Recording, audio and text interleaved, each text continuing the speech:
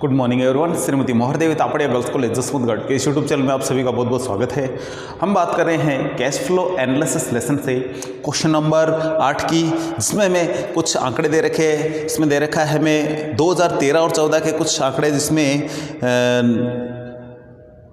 Non current liabilities और non current assets के हैं, ठीक है, यानी फिक्स एसेट्स और जो लाइबिलिटीज़ है वो दे रखी है नॉन करंट। इसमें सबसे पहले दे रखा है मशीनरी, ये 40,000 और 60,000, एक्यूमुलेटेड डेप्रिसिएशन 10,000 12,000, कैपिटल दे रखी है ये है 2 लाख और 2.5 लाख, और बैंक लोन 40,000 का यहाँ कुछ नहीं है, बैंक ओवरड्राफ्ट 10 और 15,000 है, ठीक है। ड्यूरिंग द ईयर, वर्ष के दौरान एक मशीन जिसकी कॉस्ट 10,000 रुपये थी, इसको 2,000 की लागत पे बेच दिया गया। ये लॉस पे बेचा गया है, और इसमें हमने लिखा नहीं, लिख देते हैं।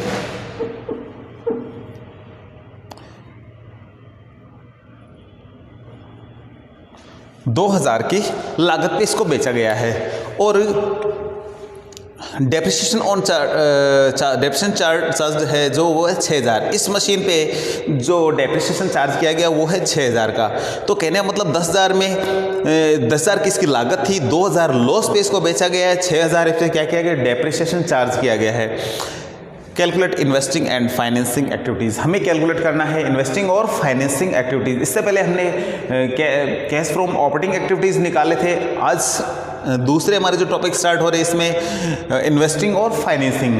तो फाइनेंसिंग एक्टिविटीज़ निकालने वाले आइटम होते हैं वो होते हैं सारे के सारे लाइबिलिटीज़ वाले, ठीक है, नॉन करंट लाइबिलिटीज़ के, और इन्वेस्टिंग वाले जितने भी आइटम है उनसे हम जो चीज़ निकालते हैं वो होता है इन्वेस्टिंग, ठीक है। तो इसे हम थोड़ा ध्यान रखेंगे। तो सबसे पहले हम 1 बाय 1 एक एक चीज़ को निकालते हैं। तो सबसे पहले हम निकालते हैं financing. Cash from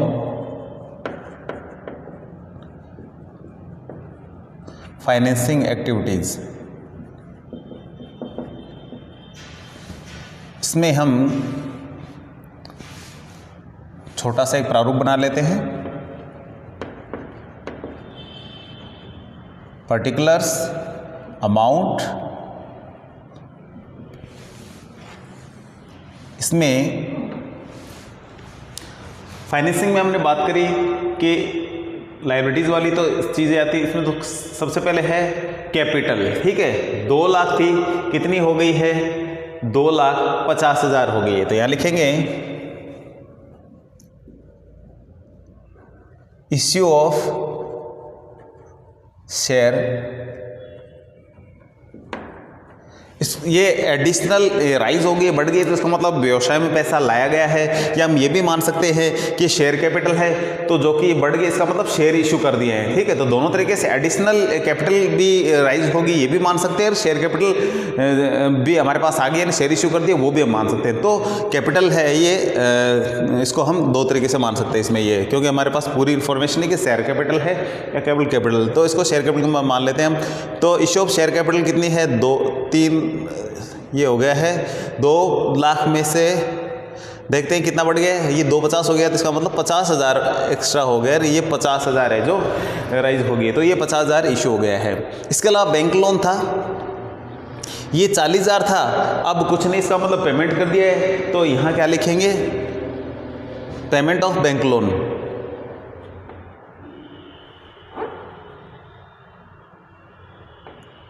payment of bank loan कितने का, 40,000 का। तो जब पैसा जाता है तो उसको घटाते हैं, आता है तो उसको प्लस करते हैं। तो बैंक को पेमेंट कर दिया है, तो ये क्या हो गया हमारा, ये पैसा गया, तो इसलिए इसको ब्रैकेट में लिखेंगे। तो हमारा इसका डिफरेंस है वो प्लस का आ जाएगा, तो इसको हम लिखेंगे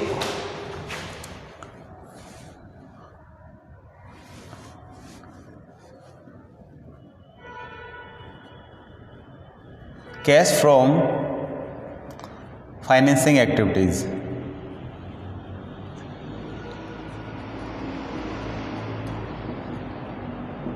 तो ये 10,000 की जो वैल्यू है ये कैश फ्रॉम फाइनेंसिंग एक्टिविटीज से हमारी ये आई है। तो इस तरीके से हम निकालते हैं कैश फ्रॉम फाइनेंसिंग एक्टिविटीज़। अब हम बात करते हैं cash from investing activities.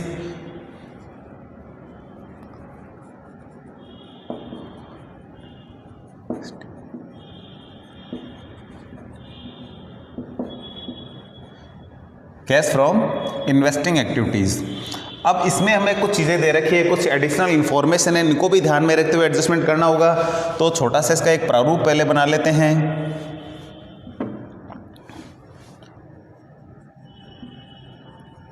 Amount और यहाँ लिख देते हैं पर्टिकुलर।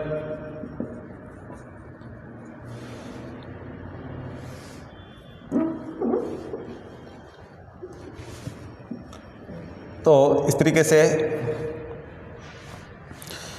इसका प्रारूप भी ऐसे बनाना है। इसमें हमें सबसे पहले जो चीज़ लेनी है मशीनरी है, मशीन ही है, और डेप्शन एक्यूमुलेटेड डेप्शन काउंट दिया है। इससे हमें ये नीचे वाली चीज़ों को एडजस्टमेंट करते हुए काम करना है। तो यहाँ हम सबसे पहले मशीन काउंट और एक्यूमुलेटेड डेप्शन काउंट बनाते हैं। मशीन अकाउंट, ये वर्किंग नोट है। तो यहाँ सबसे पहले 2BD करते हैं ओपनिंग बैलेंस, और बाई CD क्लोजिंग बैलेंस ले लेते हैं।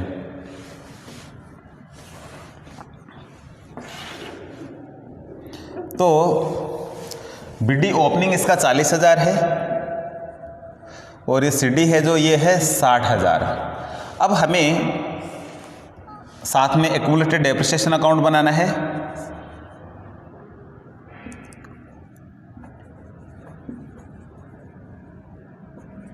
एक्यूमुलेटेड डेप्रिसिएशन अकाउंट का हमें बैलेंस लेना है। यहाँ का ये है ओपनिंग, ये है बाई BD होता है इसका 10,000, और क्लोजिंग 12,000 बाई BD।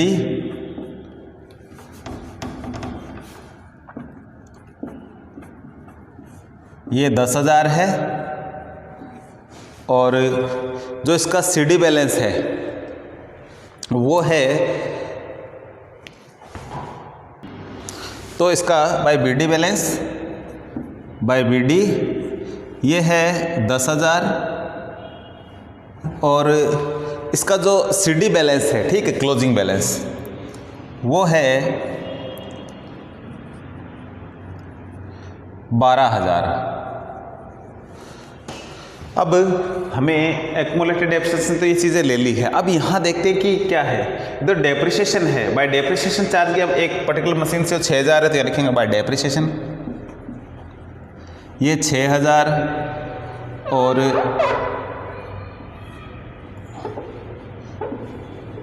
तो ये 10 और ये 6,000 है, जो इधर टोटल कर लेते हैं हो जाते हैं 16,000, और इधर जो डिफरेंस रहता है टू मशीन अकाउंट में जाएगा, ये होगा 4,000। तो ये हो गया 16,000 से इसका बैलेंस बराबर। तो इस तरीके से इसका जो खाता है जो हम कंप्लीट करेंगे। तो ये जो राशि ये कहाँ जाएगी, इधर जाएगी, ठीक है। ये इधर डेप्रिसिएशन वाली साइड में इसको हम इधर भेजेंगे, ठीक है। तो ये आ जाएगा मशीन, तो ये आ जाएगा बाई एक्यूमुलेटेड डेप्रिसिएशन अकाउंट से ये आया है 4,000, तो 4,000 की राशि ये आएगी। इसके अलावा यहाँ हम लिखेंगे बाई लॉस, ये है 10,000 का, तो ये 10,000 आ गया, और सॉरी 10,000 नहीं, बाई लॉस ये है 2,000, कॉस्ट है इसकी 10,000, और टोटल इसकी कॉस्ट थी 10,000 थी, तो 4,000 का डेप्रिसिएशन चार्ज हो गया, और लॉस हो गया 2,000 का। तो जो बैलेंस बचा हुआ है 4,000 का, वो क्या होगा, बाई सेल होगा, क्योंकि सेल हमें कुछ दे नहीं रखी थी। बाई सेल ये होगी 4,000 से। तो इस तरीके से है जो टोटल 10,000 की जो ये कॉस्ट थी, इसका एडजस्टमेंट होता है, और जो यहाँ डिफरेंस बचेगा वो इधर आ जाएगा। इसका टोटल है 70,000, ये 70,000 इसका टोटल हो जाएगा। इधर भी 70 कर देते हैं, इधर आ जाएगा टू बैंक, ये आ जाएगा 30,000 से। तो ये इसको लिखेंगे परचेज,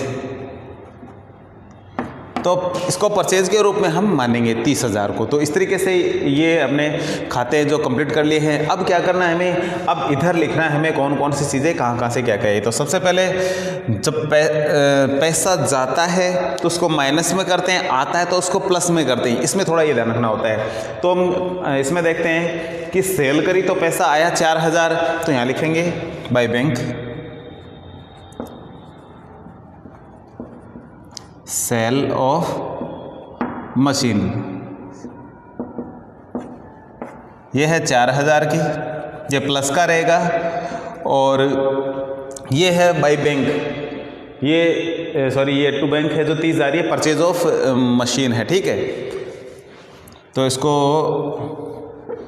ये बाय बैंक, बाई इसको बैंक नहीं लिखना है, इसको हम सेल लिखेंगे, केवल इतना ही लिखना है इसमें, सेल ऑफ मशीन। और जो ये टू बैंक दे रखा है ये लिखेंगे परचेज ऑफ मशीन,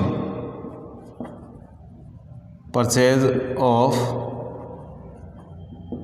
मशीन। ये कितनी है 30,000। तो ये पैसे गए हमारे 30,000 से, तो इसको माइनस में लिखना है। और ये प्लस है तो इसका जो डिफरेंस है माइनस का ही आएगा 26,000 का। तो इस तरीके से ये जो राशि आई है इसको हम कहेंगे कैश फ्रॉम इन्वेस्टिंग एक्टिविटीज़।